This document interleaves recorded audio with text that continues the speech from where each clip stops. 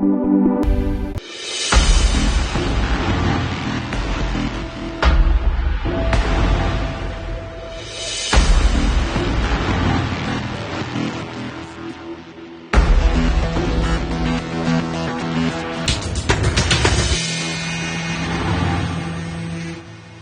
हिंद दोस्तों।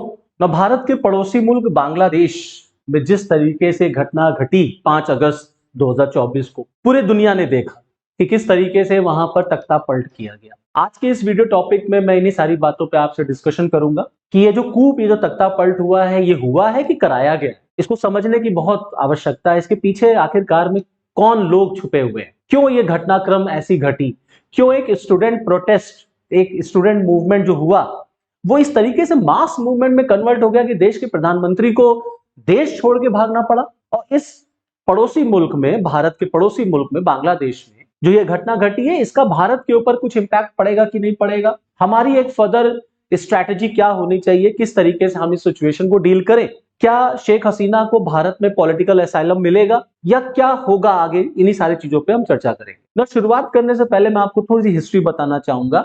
बांग्लादेश का फॉर्मेशन 1971 में होता है, एक इंडिपेंडेंट कंट्री के फॉर्म में। जब तक बांग्लादेश नहीं था तब तक ये ईस्ट पाकिस्तान था, जब तक ईस्ट पाकिस्तान नहीं था ये सब भारत था। आजादी के साथ साथ भारत का बंटवारा होता है, 2 पाकिस्तान बनते, ईस्ट और वेस्ट पाकिस्तान। ईस्ट पाकिस्तान का बंटवारा होता है 1971 में, एक इंडिपेंडेंट नेशन बनता है, that is known as Bangladesh. एक बात ध्यान रखिएगा, ये जो कुछ घटना घट रही है या घटी है बांग्लादेश में, या हमारा जो बंटवारा हुआ है, जो भारत का बंटवारा हो, इसके पीछे कौन ताकतें जिम्मेदार थी, या बांग्लादेश में जो हो रहा है इसके पीछे कौन ताकत जिम्मेदार है।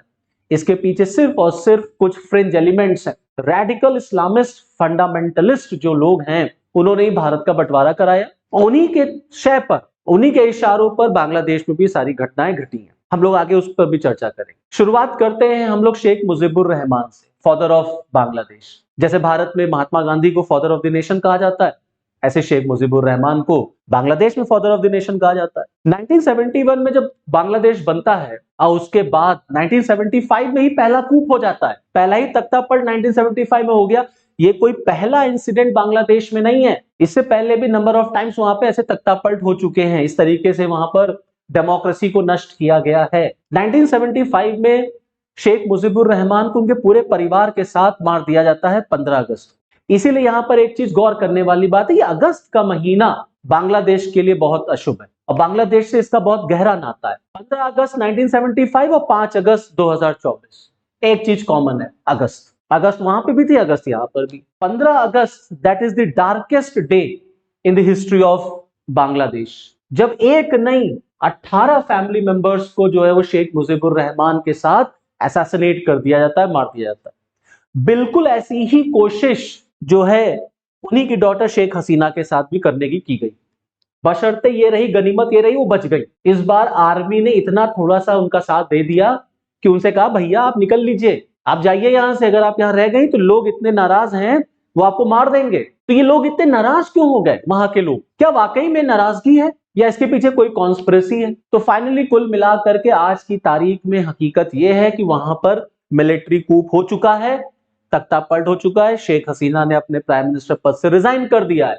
और जिस दिन ये घटना घटी 5 तारीख को, उसके दूसरे दिन आप देखेंगे तो इस तरीके की हेडलाइंस अखबारों में चली, सोशल मीडिया पे चली। और जब वहां पर ये घटनाएं घट रही थी, दोपहर तक ये सारी घटना घटी, लोगों ने वहां पे प्रधानमंत्री ऑफिस, प्रधानमंत्री घर पर कब्जा कर लिया। शेख हसीना को भागना पड़ा वहां से, एक उनको हेलीकॉप्टर दिया गया, बांग्लादेशी आर्मी ने उनको एक पैसेज दिया और फाइनली शाम होते होते शेख हसीना जो है वो इंडिया के गाजियाबाद में हिंडन एयरबेस पर पहुंचती हैं और हिंडन एयरबेस में उनको जो एक सेफ, जो है वहां पर एक सेफ लोकेशन में उनको रखा जाता है। जब तक मैं आपके साथ ये वीडियो रिकॉर्ड कर रहा हूं तब तक पोजीशन यही है कि वो हिंडन एयरबेस पर ही हैं, वहां पर उनको सुरक्षित रखा गया है। भारत ने उनको ये शेल्टर दिया है, ये हेल्प उनकी प्रोवाइड की है।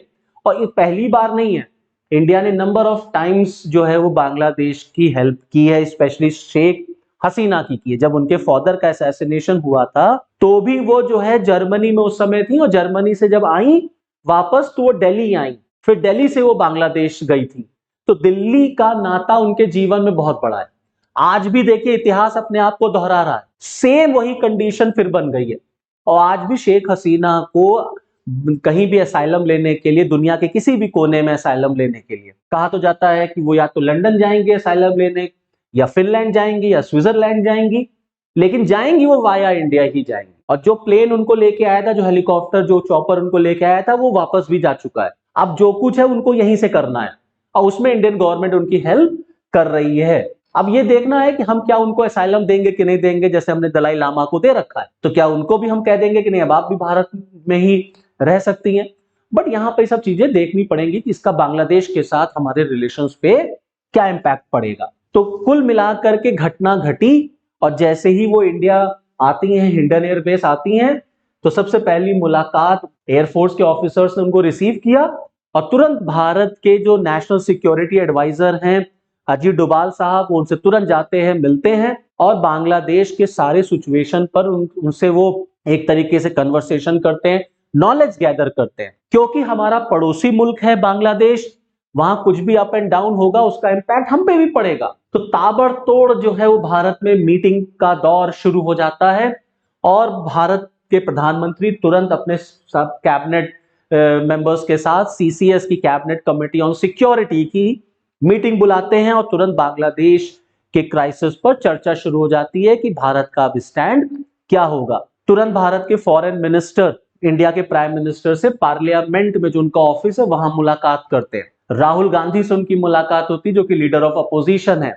उनको भी वो जो है नॉलेज शेयर करते हैं, सारी इंफॉर्मेशन शेयर करते हैं कि इंडियन गवर्नमेंट किस तरीके से आगे कदम उठाएगी, क्या सिचुएशन कैसे वहां पर घट रही है। अब क्वेश्चन ये उठता है कि बांग्लादेश में जो सारी चीजें हुई हैं, ये क्यों हुई, कैसे हुई, क्या इसके पीछे रीजन रहा, तो अभी उस पर आते हैं। लेकिन अब आप ये समझ लीजिए कि जो ये घटनाएं घटी, इसके बीच में दो तीन बड़ी इंपॉर्टेंट इंफॉर्मेशन निकल के आई। एक तो ये कि वहां पर जो लीडर ऑफ अपोजिशन में थी, जो बीएनपी की जो उनकी जो वहां की पार्टी है, बांग्लादेश नेशनलिस्ट पार्टी बीएनपी, उसकी जो लीडर है खालिदा जिया, उनको जेल से रिलीज करने का ऑर्डर आ जाता है। ये एक बड़ी इंपॉर्टेंट घटना घटती है उसके तुरंत ही बाद। और दूसरा जो कि एक नोबेल प्राइज विनर है मोहम्मद यूनुस साहब, इनका नाम तुरंत आगे आता है कि वहां पर अगर इंटरिम गवर्नमेंट बनती है तो he is going to lead the interim government. तो अभी कुल मिलाकर के ये घटनाक्रम घटी है, इसको आप ध्यान में रखें। अब आप देखिए कि जब ये सारी घटनाएं घटी, किस तरीके से वहां पर जो प्रोटेस्ट था वो इतना वायलेंट हो गया कि मतलब आप ये समझिए, आप कल्पना नहीं कर सकते, कोई एज्यूम नहीं कर सकता कि पब्लिक इतनी नाराज, या पब्लिक इस तरीके से पागल हो जाएगी, वायलेंट हो जाएगी कि अपने ही देश के जो फादर हैं, जो फाउंडर है देश का, उसकी मूर्तियों को, उसकी स्टैचूज को वेंडलाइज किया जाएगा, उसको तोड़ा जाएगा। लोगों ने जो है वहां पर मुजीबुर रहमान की जो स्टैचूज हैं उसको तोड़ना शुरू कर दिया, वेंडलाइज कर दिया, क्रेन से गिराया गया। किस तरीके से पूरी पिक्चर, पूरा वो वीडियो जो है सोशल मीडिया पे वायरल हुआ। और साथ ही साथ में लोगों ने बांग्लादेश के जो प्राइम मिनिस्टर्स रेसिडेंस वहां घुस गए, उसको हाईजैक कर लिया, लूटपाट मचा दी लोगों ने। सारे जितने भी वहां पे कॉस्टली आइटम्स थे उसको लेकर के निकलने लग गए। स्विमिंग पूल पर जो है कब्जा कर लिया, वहीं नहा रहे हैं, वहीं बोट चला रहे हैं। कोई बत्तख लेके भाग रहा है, कोई मुर्गी लेके भाग रहा है, कोई बकरी लेके भाग रहा है, किसी कुछ नहीं मिला तो महंगी महंगी साड़ियां लेकर के निकल लिया। कुछ ऐसे ही हालात हमने देखे थे श्रीलंका में, और कुछ ऐसे ही हालात हमने देखे थे पाकिस्तान में। तो एक चीज आप कॉमन देखिए कि भारत के सराउंडिंग कंट्रीज में, जो हमारा ये साउथ एशिया वाला जो रीजन है, यहां आप देखेंगे कि जितने भी सराउंडिंग कंट्रीज इंडिया में हैं, इंडिया के हैं, कहीं पर भी डेमोक्रेसी स्टेबल नहीं है। सिर्फ भारत ही एक ऐसा देश है जहां पर एक सक्सेसफुल डेमोक्रेटिक सिस्टम रन कर रहा है। नेपाल में देख लीजिए, प्रचंड की गवर्नमेंट थी, ओली की सरकार आ गई, वहां तो कोई भरोसा ही नहीं रहता कब गवर्नमेंट चेंज हो जाए। पाकिस्तान के क्या हालात है आप जान ही रहे। अफगानिस्तान देख लीजिए, अमेरिका ने विड्रॉ किया, तालिबान का शासन आ गया। बांग्लादेश आप देख ही रहे हैं किस तरीके से हाल हुए। श्रीलंका में भी यही हाल था। 2 साल पहले म्यांमार में कूप हो चुका है, आंग सान सूकी को गद्दी से हटा दिया था, मिलिट्री कूप हो गया वहां पर। मालदीव्स में भी यही हालत है। तो भारत के लिए बहुत बड़ा चैलेंज हो जाता है ये कि हमारे जितने भी सराउंडिंग नेशंस हैं वहां पे डेमोक्रेसी नहीं रहती, एक स्टेबल गवर्नमेंट रन नहीं कर पाती, और अक्सर वहां पे कूप हो जाता है। तो ये एक सिचुएशन, ये एक चैलेंज इंडिया के लिए क्रिएट कर देता है, political N economical challenge create करता है इंडिया के लिए। तो बांग्लादेश में भी जहां पर एक ठीक ठाक गवर्नमेंट चल रही थी डेमोक्रेटिक, वहां पर भी इस तरीके से कूप हो गया, तो हमारे लिए एक चैलेंज आ गया। अब बांग्लादेश में जिस तरीके से शेख हसीना शासन कर रही थी, बड़ी काबिले तारीफ मतलब उनके गवर्नेंस की हो रही थी, क्योंकि उन्होंने बड़ा एक लंबा समय as a prime minister Bangladesh में सर्व किया। 5 बार वो प्राइम मिनिस्टर रही और 2009 से लगातार वो प्रधानमंत्री बनी चली आ रही थी। एक बड़ा लंबा समय उन्होंने दिया। उनके रेन में बांग्लादेश ने बहुत तरक्की की है, बहुत प्रोग्रेस की है। बांग्लादेश की GDP number of European countries के कंपैरिजन में अच्छी है। बांग्लादेश में अनएम्प्लॉयमेंट रेट जो है वो कम था। ह्यूमन डेवलपमेंट इंडेक्स में बांग्लादेश अच्छा था। कभी कभी तो इंडिया का इकोनॉमिकल प्रोग्रेस बांग्लादेश से कंपेयर किया जाता था कि देखिए भारत की तुलना में बांग्लादेश कितना अच्छा काम कर रहा है। तो फिर आखिरकार में इतना गुस्सा क्यों आया लोगों के मन में कि जो सरकार इतना अच्छा काम कर रही थी, पब्लिक ने उसी को हटाने के लिए इस तरीके से प्रोटेस्ट कर दिया, इस तरीके से विरोध करना शुरू कर दिया। ये विरोध था कि ये कॉन्स्पिरेसी थी, कूप हुआ है या कराया गया? अब इसको समझ लेते हैं। तो जो ये सारी फोटोज उस टाइम की हैं जब जो है मॉब जो है उनके घर में घुस गया था, उनके ऑफिस को तोड़ दिया गया, जो प्राइम मिनिस्टर ऑफिस है वहां आग लगा दी गई, प्लस पूरा घर तहस नहस वेंडलाइज कर दिया गया। ठीक है, अब देखिए ये शुरुआत कैसे होती। दरअसल बांग्लादेश में शुरुआत होती है एंटी रिजर्वेशन प्रोटेस्ट के फॉर्म में। स्टूडेंट प्रोटेस्ट होता है आरक्षण के खिलाफ। वहां पर एक्चुअली में 1971 के बाद जब बांग्लादेश बनता है तो वहां के लॉ के अकॉर्डिंग जो लोग भी वहां मुक्ति सेना के मेंबर्स थे, मतलब जो लिबरेशन, जो बांग्लादेश के फ्रीडम में, आप ऐसे समझ लीजिए बांग्लादेश के फ्रीडम में जो फ्रीडम फाइटर्स थे उनके जो फैमिली मेंबर्स है उनको रिजर्वेशन दिया जाता है। और तमाम और भी रिजर्वेशन है, जैसे महिलाओं को है, माइनॉरिटीज को है, डिसेबल्ड को है, ऐसे करके। तो कुल मिलाकर के जो आरक्षण सीमा थी वो 50% से भी ज्यादा थी। तो वहां पर एक प्रोटेस्ट शुरू होता है जून के अंत में इस आरक्षण को हटाने के लिए, खत्म करने के लिए, क्योंकि स्टूडेंट्स का ये मानना था कि वहां पर अनएम्प्लॉयमेंट जो बढ़ रहा है उसके पीछे रिजर्वेशन जो है बहुत बड़ा इशू है और आरक्षण का फायदा अवामी लीग के ही लोग उठाते हैं। अवामी लीग के लोग इसलिए उठा लेते हैं क्योंकि भाई ऑब्वियस सी बात है, जिस फैमिली से शेख हसीना आ रही हैं उसी फैमिली का कंट्रीब्यूशन रहा था फ्रीडम स्ट्रगल में। जैसे भारत में आप समझ लीजिए, अगर हम कंपेयर करें इसको तो कांग्रेस से कंपेयर कर ले, तो लोगों का ये कहना था कि सारा फायदा एक परिवार उठा रहा है, एक परिवार के लोग उठा रहे हैं, और जो टैलेंटेड लोग हैं या जो टैलेंट है वो कहीं मिस कर जाता है रिजर्वेशन के नाम पर। जैसे हमारे देश में आरक्षण को लेके झगड़ा होता है, ऐसे वहां पे भी झगड़ा हो गया कि रिजर्वेशन हटाइए। अब शेख हसीना के सामने ये प्रोटेस्ट जो था एक स्टूडेंट प्रोटेस्ट था, यहीं पे हसीना जो है वो चूक कर गई कि वो प्रोटेस्ट को पैसिफाई नहीं कर पाई, स्टूडेंट को समझा नहीं पाई। हालांकि सुप्रीम कोर्ट ने रिजर्वेशन की लिमिट कम कर दी थी, 7% रिजर्वेशन हो गया था, सारा 56 से घट के 7% पे ही रिजर्वेशन आ गया था टोटल, और बीच में ही प्रोटेस्ट खत्म भी हो गया था। फिर क्या हुआ कि एकाएक ये धरना जो है, ये प्रोटेस्ट जो है, जो स्टूडेंट यूनियन या स्टूडेंट का प्रोटेस्ट था वो इस तरीके से वायलेंट हो गया। जब सुप्रीम कोर्ट ने रिजर्वेशन को कम कर दिया था, उसके बाद भी ये सारी चीजें कैसे घट गई? तो ये इस तरीके से हुई कि जब प्रोटेस्ट वगैरह हो रहा था तो कुछ गलतियां शेख हसीना की तरफ से भी हो गई। एक गलती तो ये हो गई कि उन्होंने जो प्रोटेस्टर्स थे, जो प्रोटेस्ट कर रहे थे, उन्होंने उनको ट्रेटर कह दिया, चीटर कह दिया, टेररिस्ट कह दिया। जो स्टूडेंट प्रोटेस्ट कर रहा है आप उसको चीटर कह रहे हैं, आप उसको टेररिस्ट कह दे रहे हैं। तो स्टूडेंट लोगों ने भी कहा कि ठीक है भैया, अब जब हम जो है आतंकवादी हैं और जब हम एंटी नेशनल हैं, जब हम एंटी बांग्लादेशी हैं, हम एंटी बांग्लादेश है, तो हम दिखा भी देंगे। तो वहां पर जो प्रोटेस्ट, स्टूडेंट प्रोटेस्ट था, वो इतना वायलेंट रूप ले लेता है कि हम प्रधानमंत्री को ही उनके पद से हटा देंगे। तो एक तो कारण ये रहा कि शेख हसीना की तरफ से भी कुछ लूज कमेंट जो है वो प्रोटेस्ट करने वाले लोगों के ऊपर दिए गए। दूसरा ये है कि देखिए, जब आप इतने सालों तक सरकार में रहते हैं, सत्ता में रहते हैं, तो एंटी इनकम्बेंसी होना बट नेचुरल होती ही होती है कि हाँ, सरकार की सारी पॉलिसीज ही पब्लिक को नहीं पसंद आएंगी। जैसे फॉर एग्जाम्पल, जब इस जनवरी में साल अभी इलेक्शन हुए थे, तो वहां पर जिस कंडीशन में इलेक्शन हुए थे पब्लिक को पसंद नहीं आया, क्योंकि शी वॉज इलेक्टेड अनअपोज्ड। जो भी अपोजिशन की पार्टीज थी वो सब या तो जेल में है या तो उन्होंने इलेक्शन में पार्टिसिपेट नहीं किया। तो she was the only person, और her party was the only party to participate in the election. तो जब आप रेस में अकेले दौड़ेंगे तो आप ही तो जीतेंगे, तो वो जीत गई और वो देश की प्राइम मिनिस्टर बन गई। इससे भी वहां पर एक डिससेटिस्फैक्शन पैदा हुआ कि डेमोक्रेसी में विपक्ष का होना बहुत जरूरी है। और जैसे हमारे देश में कहा जाता है संविधान खतरे में है, मोदी आएंगे तो ये कर देंगे वो कर देंगे, वैसे वहां पर भी हो गया कि लोकतंत्र खतरे में है, विपक्ष खतरे में है, संविधान खतरे में है। तो एक ये भी एक कारण रहा। जैसे फॉर एग्जाम्पल खालिदा जिया को जेल में डाल दिया गया, जमात इस्लामी जो वहां पर एक रेडिकल पॉलिटिकल विंग है, उसका एक बड़ा इंपॉर्टेंट रोल रहा, उसने काफी विरोध किया जो है शेख हसीना का।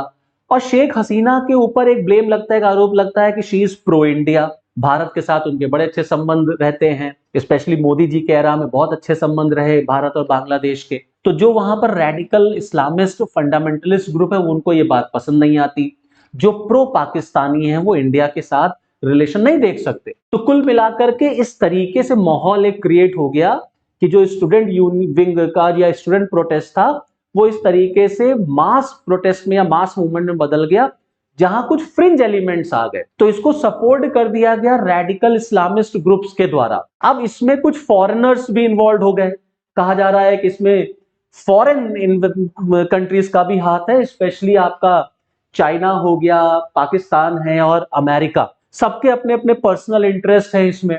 जैसे फॉर एग्जांपल मैं आपको बताऊं, अगर हम अमेरिका की बात करें तो अमेरिका का क्या इन्वॉल्वमेंट रहा इस कूप में। तो अमेरिका के ऊपर शेख हसीना ने आरोप लगाया था कि अमेरिका बांग्लादेश और म्यांमार को तोड़ के एक नया इस्लामिक कंट्री बनाना चाहता, बीच में ये चर्चा बहुत थी। प्लस अमेरिका का जो बाइडेन गवर्नमेंट है उसने शेख हसीना से जो है नेवल बेस मांगा था, वो उन्होंने देने से मना कर दिया। तो बाइडेन गवर्नमेंट थोड़ा शेख हसीना को पसंद नहीं कर रहा था, शेख हसीना से उसकी नाराजगी चल रही थी। ऐसे ही चाइना ने बांग्लादेश में जो है बेस मांगा, बांग्लादेश में इन्वेस्टमेंट के लिए चाइना भी बड़ा इंटरेस्टेड था, क्योंकि चाइना तो चाहता ही है कि वो बांग्लादेश में अपना हब क्रिएट करे, जिससे वो इंडिया को जो एक तरीके से अनस्टेबल करने की कोशिश करे। तो क्योंकि बांग्लादेश और भारत के रिलेशन अच्छे चल रहे थे तो चाइना को भी ना कह दिया गया। रही बात पाकिस्तान की, तो आईएसआई, तो जो लोग बांग्लादेश में प्रो पाकिस्तानी है उनका इस्तेमाल आईएसआई ने किया कि बांग्लादेश में ऐसी सिचुएशन क्रिएट करके इनको गद्दी से हटाओ, क्योंकि हमारे रिलेशन बांग्लादेश के साथ अच्छे हो रहे, ये पाकिस्तान को मंजूर नहीं, ये पाकिस्तान को पसंद नहीं। तो पाकिस्तान ने चाइना के साथ मिलकर पूरी कोशिश की कि इस रिजीम को, इस सरकार को हटाया जाए और ऐसी सरकार, ऐसा प्राइम मिनिस्टर वहां बनाया जाए जिसके रिलेशन चाइना से अच्छे हो, पाकिस्तान से अच्छे हो, इंडिया से ना अच्छे हो। और इस सिचुएशन का हम फायदा उठाएं इन्फिल्ट्रेशन कराने के लिए, इंसर्जेंसी कराने के लिए पूरे नॉर्थ ईस्ट में, और नॉर्थ ईस्ट में एक बार फिर से हम इंसर्जेंट्स जो हैं, ग्रुप्स जो हैं, उनको हम प्रमोट करें। तो एक ये जो है एक डायमेंशन बड़ा इंपॉर्टेंट है कि जो कूप हुआ है ये कूप कराया गया है, सबके अपने अपने सेल्फ इंटरेस्ट है, वेस्टेड इंटरेस्ट है, उसमें अमेरिका भी इन्वॉल्व है, उसमें चाइना भी इन्वॉल्व है और उसमें पाकिस्तान भी इन्वॉल्व है। जनवरी में जब इलेक्शन हुआ था शेख हसीना का, अमेरिका ने उसको वेलकम नहीं किया। अमेरिका ने कहा था that election was not neutral, was not fair. तो उस इलेक्शन को अमेरिका ने मानने से मना कर दिया और अमेरिका ने यहां तक कह दिया था कि इलेक्शन नीट एंड क्लीन होना चाहिए, और इलेक्शन नीट एंड क्लीन हुआ नहीं क्योंकि अपोजिशन पार्टीज ने जो है वो उसमें पार्टिसिपेट नहीं किया। तो इस तरीके से अब सबके अपने अपने भी जो है वो सेल्फ इंटरेस्ट है।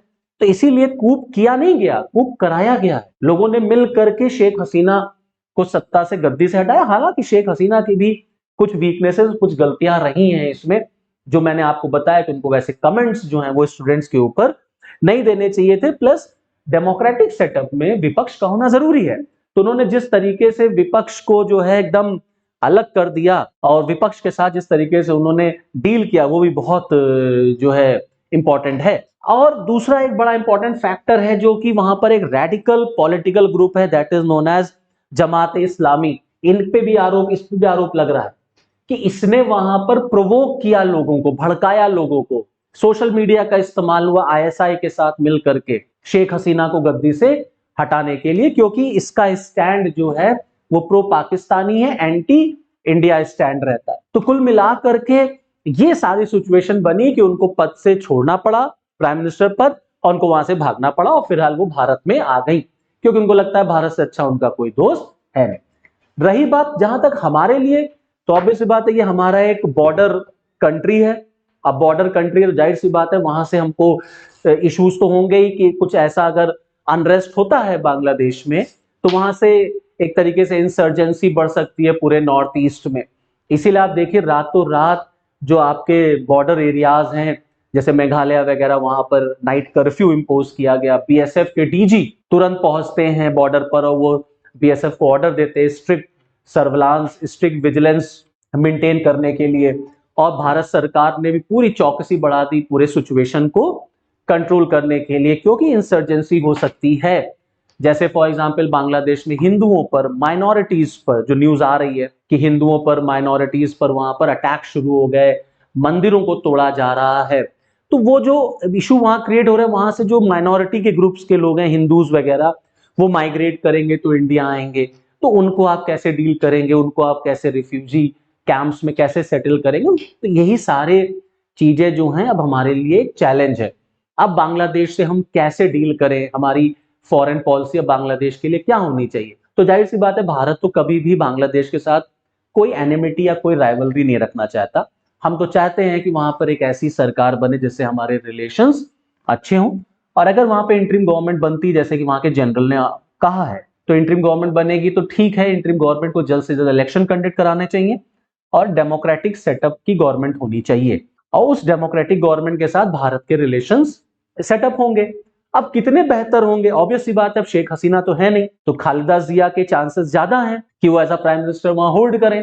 तो अब देखना होगा उनके साथ हमारे रिलेशंस कैसे बनते हैं। हाँ, ये अलग बात है कि उनका स्टैंड प्रो चाइना ज्यादा रहता है। तो कुल मिलाकर के इस तरीके की घटनाएं घटी हैं, और हम तो यही उम्मीद करेंगे कि जितने भी हमारे नेबरिंग कंट्रीज है सब जगह डेमोक्रेटिक सेटअप की गवर्नमेंट रहे। डेमोक्रेटिक सेटअप की गवर्नमेंट से डायलॉग नेगोशिएशन करने में ज्यादा अच्छा होता है। जब दो डेमोक्रेटिक गवर्नमेंट्स आपस में बातचीत करती हैं तो वहां पर एट पार एक इक्वालिटी मेंटेन होती है डायलॉग करने में। लेकिन यहाँ पर एक चीज मैं और जो है कहना चाहूंगा कि हमारे पॉलिटिशियंस को भी, हमारी गवर्नमेंट को भी इस इंसिडेंट से लेसन सीखने की जरूरत है। जिस तरीके से बांग्लादेश में रिजर्वेशन का इशू उठा, हमारे यहाँ भी रिजर्वेशन का इशू बहुत कॉम्प्लिकेटेड इशू है। और जिस तरीके से हमारे लीडर्स, नेता लूज कमेंट देते रहते हैं आरक्षण को लेकर के, उनसे बचना चाहिए। क्योंकि आपके यहाँ भी पब्लिक ऑलरेडी रिजर्वेशन पर जब मंडल आयोग इंप्लीमेंट हुआ तो ऑलरेडी हमने प्रोटेस्ट देखा है रिजर्वेशन के इशू पर। तो क्या हमारे पॉलिटिशियन चाहते हैं फिर हमारे यहाँ रिजर्वेशन का जो मुद्दा है वो रोड तक आए, जो युवा है वो जो है सड़कों पर उतरे, संसद का घेराव करे, इस तरीके से माहौल बने? इस तरीके का माहौल तभी बनेगा जब युवाओं के पास रोजगार नहीं होगा, जब सबको गवर्नमेंट जॉब ही दिखेगी। इसलिए गवर्नमेंट को हमेशा कोशिश करनी चाहिए युवाओं को अल्टरनेटिव दें, जिससे युवा या तो प्राइवेट सेक्टर की जॉब करे या वो खुद का अपना रोजगार डेवलप करे, जिससे वो बिजी रहे। अगर वो एम्प्लॉयड होगा तो वो ऐसे प्रोटेस्ट नहीं करेगा। तो इसलिए मैं एक बार फिर कहना चाहूंगा लास्ट में अपने पॉलिटिकल लीडर्स को कि आपको बचना चाहिए इस तरीके से आरक्षण के मुद्दे को एक सेंसिटिव मुद्दा बनाने के फॉर्म में, इस तरीके से उसको सॉफ्ट टारगेट या उसको प्रवोक करने के लिए। पब्लिक इसी सारी बातों पर, आपके ही बातों पर रिएक्शन देती है और फिर उसके बाद जो है वो रॉइट्स हैं या इस तरीके के प्रोटेस्ट हमें देखने को मिलते हैं। तो आप एक सेंसिटिव टॉपिक को इस तरीके से मत उठाइए जिस तरीके से हमने अभी वहां पर देखा है। So this is all from this video lecture. Okay, thank you, जय हिंद।